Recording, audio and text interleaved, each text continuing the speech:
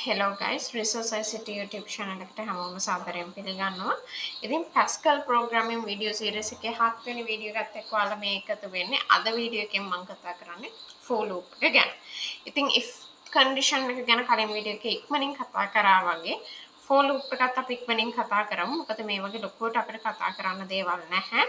ඔයාලා මේ වෙනකොටත් loops ගැන දන්නවා. ඉතින් මේ loops වලින් Pascal වලට අදාළව වැඩක් ගන්න කොහොමද කියලා තමයි අපිට කතා කරන්න තියෙන්නේ. හරියටම කිව්වොත් Pascal coding කොහොමද කරන්න කියන එකයි අපිට කතා කරන්න ඕනේ. ඉතින් syntax එක වෙන්නේ මෙන්න මේ විදිහට for කියලා දාලා අපිට variable name එකක් දෙන්න පුළුවන්. ඊට පස්සේ අපි values දෙකක් අපිට දෙන්න පුළුවන්. ඒ කියන්නේ range එකක් තමයි අතරම මෙතන දෙන්නේ. ඉතින් මෙතන තියෙන්නේ to එකයි down to කියන එකයි තමයි. මම මේ දෙකම කෝඩ් එකක් එක්ක ඔයාලට කරලා පෙන්නන්නම්. මොකද්ද මේ දෙකේ ඩිෆරන්ස් එක සහ කොහොමද for loop එක වැඩ කරන්නේ කියන එක.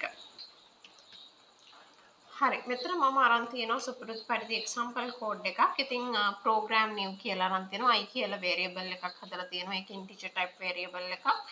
ඊට පස්සේ begin කියලා program එක start කරලා for කියන statement එක ලියලා තියෙනවා. ඉතින් for i කියන්නේ variable name එක equal 1 to 5 do. ඒ කියන්නේ i ගේ value එක එකේ ඉඳලා 5ට එක එක increment කර කර යන්නලු. ඒකට increment වෙන අවස්ථාවලදී අපි හැමපාරම ඒක print කරගන්න ඕනේ. කියන්නේ අතරම මෙතනින් වෙන්නේ එකේ ඉඳලා 5ට මේක loop එකක් විදියට print කරගෙන යන එක. ඉතින් readln දාලා prompt කරලා තියෙනවා. ඊට පස්සේ අපි end කරලා තියෙනවා. හරි අපි මේක පොඩ්ඩක් run කරලා බලමු මේකේ output එක කොහොමද වෙන්නේ කියලා. ඔයාලට පේනවා එකේ ඉඳලා 5ට මේ output එක අරගෙන තියෙනවා. ඒත් එක්කම මේ 2 එකනේ අපි down to කියන එක ගියොත් මොකද්ද වෙන්නේ කියලා බලමු. එතන දානවා 10 ඊළඟට down to 5 කියලා දානවා.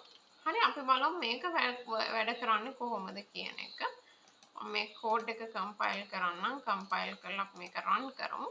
ඔයාලට පේනවා 10 9 8 7 6 5 කියලා decrement වෙවි print වෙලා තියෙනවා. ඉතින් down to කියන එක දැම්මොත් decrement වෙනවා. to කියන එක දැම්මොත් increment වෙනවා. ඉතින් ඔය කතාව තමයි අපිට for loop එකක් ඇතුලේ දකින්න ලැබෙන්නේ. මේක iterate වෙවි තමයි print වෙන්නේ.